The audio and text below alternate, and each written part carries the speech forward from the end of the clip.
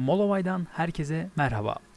Adobe Premiere Pro ile logo nasıl eklenir onu göstereceğim.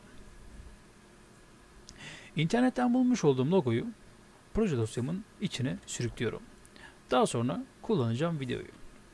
Evet. Evet.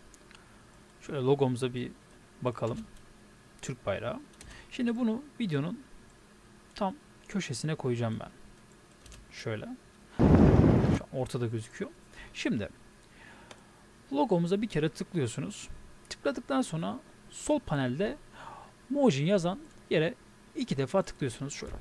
2 defa tıkladıktan sonra logonuzun etrafında bir kare oluştu. Bu kareyle böyle istediğiniz her yere götürebilirsiniz. Ya da şöyle büyütüp küçültebilirsiniz.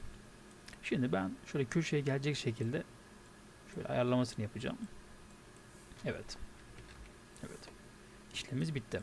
Çalıştıralım. Evet. Gördüğünüz gibi. Şimdi şuradaki logo videonun başından sonuna kadar hep orada dursun istiyorum ben. Evet. Bu işlemi normalde şöyle videolarımız gibi uzatıp yapmak isteriz ama olmuyor. Çünkü bu bir logo. Şöyle yapacağız. Bunu şöyle kopyalayacaksınız. Sürekli.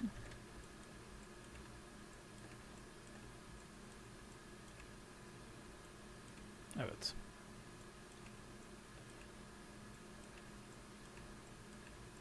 Çalıştıralım.